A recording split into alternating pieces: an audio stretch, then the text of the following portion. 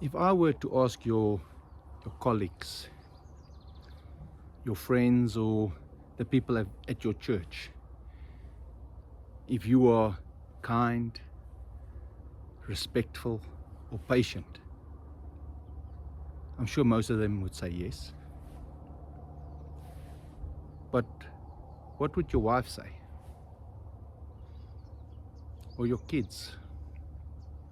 Or your brother and sister? Would they also say that you are kind, patient, and respectful? This is not to make anyone feel guilty. What I want to expose you is that lies of Satan. You see, there is an expression that says, familiarity breeds contempt. Now that means is, if you're hanging around people a lot and you're spending a lot of time with them, you tend to start taking them for granted, start treating them with disrespect, not concerned about their feelings.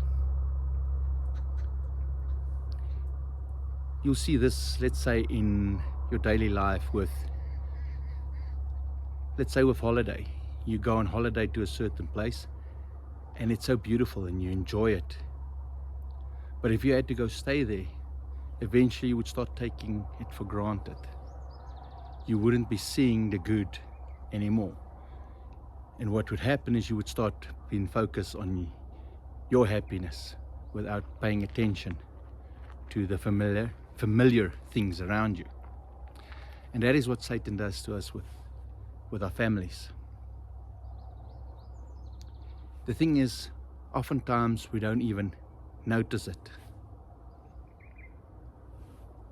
You see, when it comes to family, Satan tends to let us just focus on ourselves.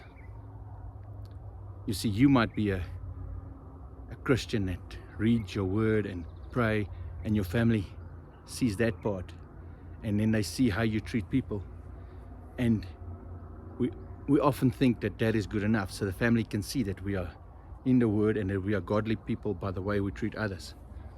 But if we're not treating our family with grace and love, it's all just an act.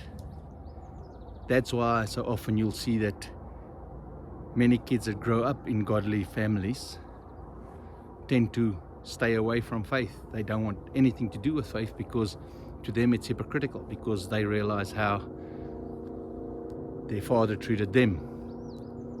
I'm sure you've heard the stories where big leaders in the church would go home and beat on their wives, or be angry and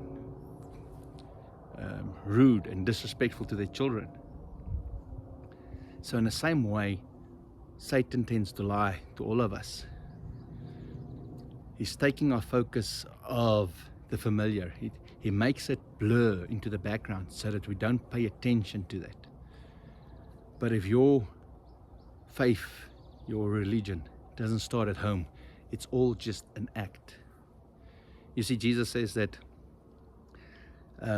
first clean that which is inside the cup and platter, and the outside will be clean also. So he's saying, start inside, and then from the inside it needs to flow.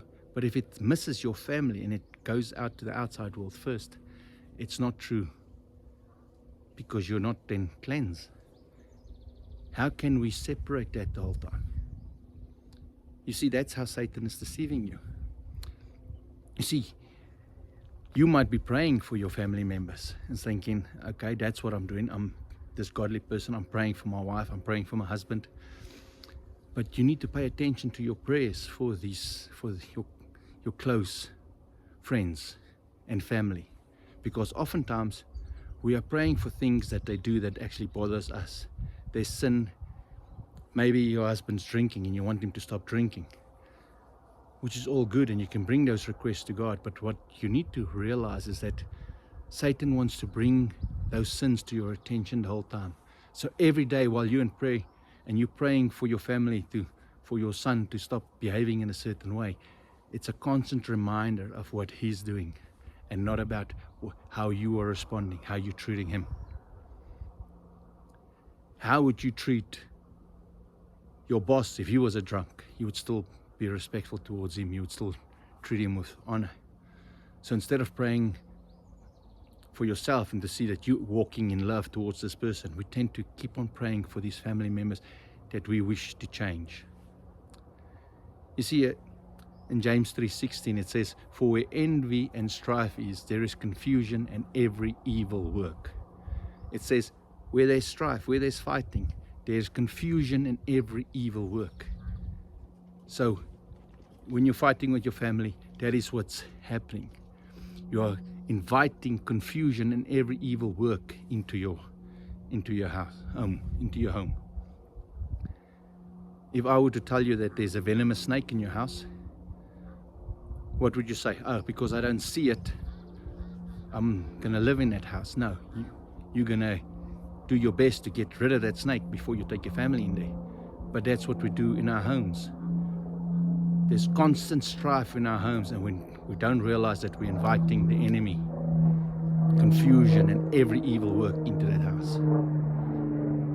So today I'm asking you to pay attention to how you treat your family. If I were to show up at your house unexpected, how would I hear you talk to your wife or to your kids? Would there be a difference? I want you just to reflect on this and to see how Satan has deceived you. And then ask God for forgiveness and ask Him to make you aware. Ask God to help you to walk in love to those closest to you first, before you start sharing your faith with the rest of the world. Let it start at home. God bless.